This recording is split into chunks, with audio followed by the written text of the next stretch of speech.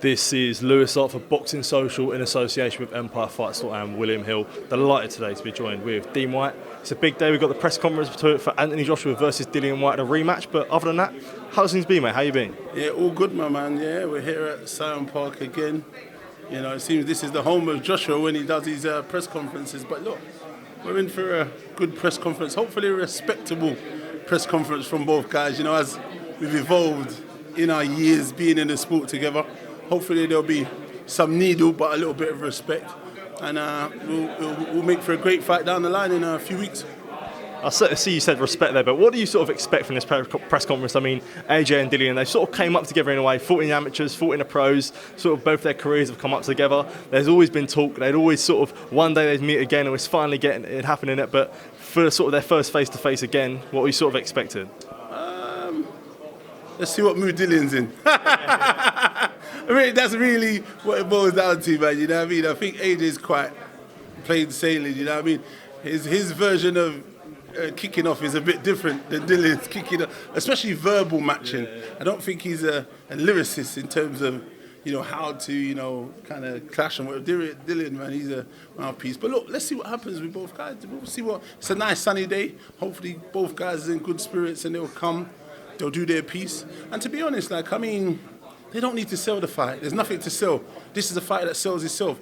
Every man and his dog wants to see the fight anyway. I know there's people talking about, this and the other fights. The other fights cannot be made, unfortunately, guys. So for you guys, Tyson Fury's fighting in Ngannou, Usyk's fighting your man Daniel Dubois. You know, there isn't much fights left for the guys. So you've got to look at the table and see who's at the elite level, who can make a pay-per-view fight and so on. I think these guys have got the chemistry that's going to, you know, ignite and make each other, bring out the best in each other.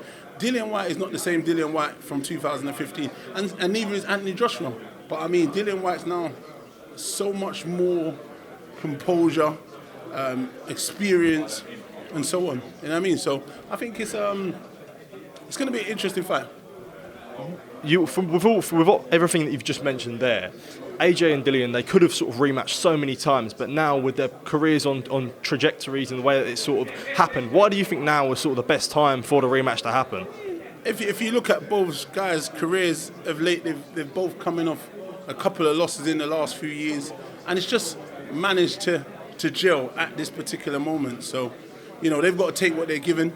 And like I said, I think they've both been looking for dancing partners for some time. So, you know, it so happens they found each other. And like I said, in terms of the business sense, who else is there? I hear people talking about Martin Bakole. I'm saying Martin Bakole is not even a pay-per-view fighter. He's a good fighter coming up. There's good fighters that are coming up who are going to be dangerous. But the problem is with being good and dangerous, you have to build yourself to this level. And those guys aren't at this kind of level. Maybe they might feel their skill set is as good, but that's only a feeling. That's all good. But you must build yourself. You've got to go out there and make those fights, gain those experience, and get yourself to a level. But there's not a lot out there left to. There's no one. Who else could you see them fighting? You've already just named those guys that are engaged in prior fights. Who else is there that any of these boys could fight? We see Deontay Wilder trying to fight Andy Ruiz. He's trying to place himself out. The problem with Andy Ruiz, he made a lot of money in them Joshua fights, and now he believes that's where his numbers are. And unfortunately, you won one, yes, then you lost. Your numbers aren't that number, so you need to come in and be respectful and take money and come back in and slowly build to that. He's trying to price himself out, and he's not going to get that fight because, you know, not being funny, you lost in the return of the match. So, I don't know, but guys got to understand their worth and their value and be a bit smart in that business sense. Deontay Wilder's not going to fight Joshua until the Saudi thing's gone on because they're both going to get paid big money. So there was really no one left around to fight. And when you talk about the business side of it, especially in this fight, it's come over its hurdles and there's game playing. There's a lot of sort of game playing from the Hearn side about sort of Dillian wants this, Dillian wants that. Like how would you say sort of Dillian would deal with that when he's hearing these things that potentially might not be true about like the sort of negotiations that were happening with the fight? I don't know. I think Dillian done really good. I mean, he played the chess moved correct. He went on TalkSport and he said, listen, guys, man, I'm not here for bullshit. Look, I'm going to take the fight. Is that what you're offering? No strings, no nothing. Let me just get cracking. And he called their bluff. And look, we have a fight today.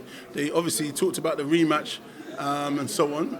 But then they've taken that out of the contract now. So now he's in a position that winner takes all if you move on and get to maybe fight Wilder in Saudi Arabia. But I don't know if that's the case. I don't know if he's got a contract that states anything like that, or if that's the situation with the Saudis, that they would take him to fight Wilder if he wins.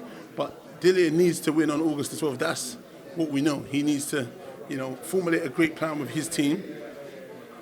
I know he's, this is his second fight under Buddy McGirt. They're gelling and they're trying to get compatible with each other. But, I think he needs to set out a great stool and go out there and try and win in whatever fashion he needs to win in. Even if it's a points victory, I'm not sure he'll get a points victory on a Matchroom show against Anthony Joshua. But, I mean, he just needs to go out there and do whatever it is and take any win what comes your way. And with that, getting a win, how important is this opportunity for Dillian to jump back in the mix after the Fury fight? A win here against AJ, he's back in the mix. Hugely, isn't it? You know what I mean? Because obviously everyone's writing off Dillian, everyone's writing off Jay. I think it would propel Dillian. But then some people will say Joshua's on the way out. Some people say Dillian's on the way out. They are getting on. Dillian's 35, AJ is around 33, 34. So, both guys are coming to the end of their career, which has been a long career, about 12 years odd. So I mean, some boxers go on for about 15, 18 years, but we'll see. I think they've still got a few more good fights in them. You know what I mean? Because look, they could all potentially fight each other again. You know what I mean? As we saw, Derek Chisora fought Fury 3 times. They've had a trilogy. So if the opportunity arises for Dillian to get a second fight of him, I'm sure he will take it. Joshua's got, potentially, if he were to win, he could potentially fight Fury first and a second time, because they'd have and then whoever, if it were there was one apiece or whatever, then maybe they could consider doing a trilogy as well. So there's many options. Usyk fight is there, which would be a double again for Fury. So there's quite a little bit of option. But at the business side of the table, if the numbers don't match, those fights aren't going to happen. So you know what I mean. So and I feel with this fight with Ngannou, Fury's going to make what he wants to make. So he might not bother coming back to fighting these guys where he has to bargain and fuck around, when he can just get paid what he wants to get by some other. See you next Tuesday.